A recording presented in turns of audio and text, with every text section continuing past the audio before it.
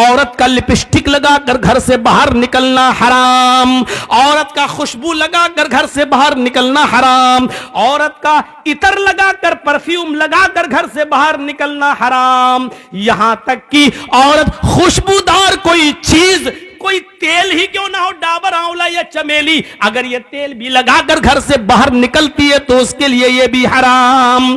میں حرام بول رہا ہوں، ناجائز نہیں، حرام، تاکہ ہمیں سمجھ میں آ سکے کہ ہماری کلچر کیا ہونا چاہیے اور اسلام میں کتنا زبردست عورت کو رکاوٹ ہے کہ تم یہ چیزیں گھر سے باہر لگا کر نہیں۔ ہاں اپنے گھر میں رہو تو پوری بوتل اڑٹ لو عطر کی، کوئی منع نہیں کر رہا، گھر میں جو چاہو وہ پہنو، کوئی منع نہیں کرتا تمہیں، پہنو نہ پہنو کوئی فرق نہیں پڑتا، کلیئر، گھر کے اندر وہ بھی صرف شوہر کے سامنے۔ آج کل تو جوائنٹ فیملی رہتی ہے، اب یہ تھوڑی کہا دیا جائے گا کہ جوائنٹ فیملی میں بھی جہاں سسر رہتا ہو، دیور رہتا ہو، جیٹ رہتا ہو، ادھر بھی پہن سکتے، نہیں، گھر کا مطلب شوہر والا روم، گھر کا مطلب خاص وقت اور خاص ٹائم۔ اب بھائی اس سے زیادہ تو ہم بولیں گے تو آپ کہو گے بڑا بیہودہ مولوی ہے۔ اسلام کی محبت ہے تو مانو، نہیں ہے تو جو دل چاہے کرو۔ اللہ کے نبی نے فرمایا جب شرم و حیا کسی کے اندر سے نکل جاتی ہے تو اس کا جو دل چاہے وہ کر سکتا ہے، جب شرم و حیا نہیں تو جو دل چاہے کرے۔ اب اس کے اوپر کوئی چیز نہیں رہ گئی جب شرم و حیا ہی نہیں رہی۔ اللہ کے نبی چیخ کر کہتے ہیں ان اول ما یرفع عن هذه الامه الحیاء والامانۃ، ہماری امت سے سب سے پہلے جو چیز اٹھائی جائے گی وہ حیا ہے، شرم میں سب سے پہلے یہ دور کر دی جائے گی۔ آج شرم و حیا بک چکی ہے، نیلام ہو چکی ہے، شرم و حیا نام کی کوئی چیز نہیں رہ گئی ہے، شرم و حیا نام کی کوئی چیز آج باقی نہیں رہ گئی ہے۔ آج لڑکے اور لڑکیاں ایک ساتھ گفتگو کرتے ہوئے، سائیکل چلا ہوئے، باتیں کرتے ہوئے جا رہے ہیں، یہ شرم و حیا نام کی کوئی چیز نہیں رہ گئی ہے۔ وہ ایک دور تھا، وہ ایک دور تھا میرے بھائیوں کہ جنگ جمل کے موقع پر جب حضرت عائشہ ایک جگہ پر بیٹھی ہوئی تھی اور حضرت علی میں جنگ ہو رہی تھی، حضرت علی رضی اللہ تعالیٰ عنہ نے ایک رقعہ، ایک پرچہ، ایک نوٹ لکھا اور نوٹ لکھ کر حضرت عائشہ کے بھائی عبد الرحمن کو دیا اور فرمایا کہ یہ اپنی بہن عائشہ کو دے کر آؤ، اس میں میں نے کچھ چیزیں لکھوائی ہیں، حضرت عائشہ کو وہ پسند آ جائیں تو مجھے بتا دینا، اس میں ہم نے کچھ مشورے لکھے ہیں، حضرت عائشہ اگر ان مشوروں سے خوش ہو جائیں تو مجھے بتانا۔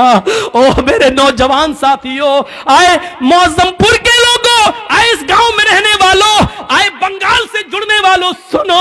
حضرت عبد الرحمن حضرت عائشہ کے بھائی حضرت علی کا پرچہ لے کر آ رہے ہیں، گھوڑے پر بیٹھے ہوئے، گھوڑے کی پیر کی ٹھوکریں دھول اڑا رہی ہیں، اس دھول میں حضرت عائشہ سمجھ نہیں پائی کہ اس گھوڑے پر بیٹھ کر کون آ رہا ہے۔ حضرت عائشہ نے جلدی سے پردہ کر لیا اور جلدی سے اپنا چہرہ چھپا لیا اور منہ موڑ لیا، اور عبد الرحمن آتے ہیں اور ان کے ہاتھ میں پرچہ دیتے ہیں، لیجئے یہ پرچہ حضرت علی نے دیا ہے۔ حضرت عائشہ نے اس پرچے کو لیا اور پرچہ پڑھنے سے پہلے کہا اے اللہ یہ کون سا دور آ گیا ہے، اے اللہ یہ کیا زمانہ آ گیا ہے، اب لوگ میرے پاس دلیری کے ساتھ آنا شروع ہو گئے ہیں، اب میرے پاس آنے میں شرماتے بھی نہیں ہیں، اے اللہ یہ کیا دیکھ رہی ہوں میں کہ لوگ اب بالکل نڈر ہو گئے اور لوگ میرے پاس برجستہ آنے لگے ہیں، پہلے آواز دیتے تھے،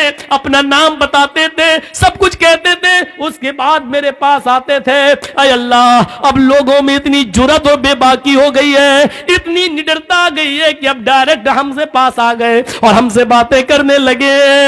حضرت عبد الرحمن نے جب اپنی بہن عائشہ کے منہ سے یہ جملے سنے تو کہتے ہیں اے بہن ذرا پلٹ کر دیکھو، میں تمہارا اپنا بھائی عبد الرحمن ہوں، میں غیر نہیں ہوں۔ تب حضرت عائشہ نے پلٹ کر دیکھا تو سامنے ان کے سگے بھائی کھڑے تھے، تب انہوں نے اطمینان کا سانس لیا، تب انہوں نے چین کی سانس لی۔ میرے بھائیوں حضرت عائشہ کا پردہ کرنا اور اپنے بھائی سے کو پہچان نہ سکیں تو یہ کہنا، اب لوگوں میں یہ کتنی دلیری اور بہادری پیدا ہو گئی ہے کہ وہ اب بلا روک و ٹوک میرے پاس آ جاتے अल्लाह ये मैं क्या देख रही हूं। गौर कीजिए इस जुमलों पर, हजरत आयशा की जबान से ये निकलने वाले जुमले आज हमारी मां बहनों को क्या दर्श देते हैं। आज इनकी जुर्रत और बहादुरी देखो, जिसके साथ जाए चली जाती है, जिसके साथ जाए टहल लेती है, जिसके साथ बैठना चाहे बाइक पे सवार हो जाती है, जिसके साथ जाना चाहे मार्केट में चली जाती है। जरा तसव्वुर करो मेरे प्यारे साथियों, हजरत आयशा तो अपने भाई से भी नहीं देख रही हैं। जब पता चलता कि ये मेरे भाई है, तब उन्होंने चेहरा खोलकर अपने भाई को देखा, कहा कि अब कोई बात नहीं, अब शक मेरा दूर हो गया है। जरा तसव्वुर कीजिए, हजरत आयशा को ये भी पसंद नहीं कि कोई आए और बगैर मुझे अपना नाम बताए और बगैर इजाजत लिए हुए मुझसे मिले। मेरी मां बहनों, हमें सोचना पड़ेगा कि ये सब क्या है और आज हम किस दलदल में घुसे हुए हैं। तरक्की इसको नहीं कहा जा सकता है जिसको हम तरक्की का नाम दे रहे हैं। ये तरक्की नहीं है जिसको हम तरक्की कह रहे हैं। तरक्की आपको करना है तो 1400 साल पीछे की तरफ आपको जाना पड़ेगा। जैसा कि कल मैंने एक वाकया सुनाया था कि पाकिस्तान की एक लड़की जिसका नाम शहनाज है, आज भी वो पायलट है, लेकिन चेहरे का पर्दा करती है और हाथ में ग्लव्स पहनती है और हवाई जहाज उड़ाती है, सऊदीया तक की दूरी तय करती है। उसको सऊदी और कुवैत और दुबई तमाम लोगों ने उसको दावत दी, लेकिन उसने कहा नहीं, हम पाकिस्तान की लड़कियों के लिए इबरत बनना चाहते हैं, उनको ये सबक देना चाहते हैं कि हम पर्दे के अंदर भी अगर तरक्की करना चाहें तो कर सकते हैं। पर्दा हमारी तरक्की में रुकावट नहीं है।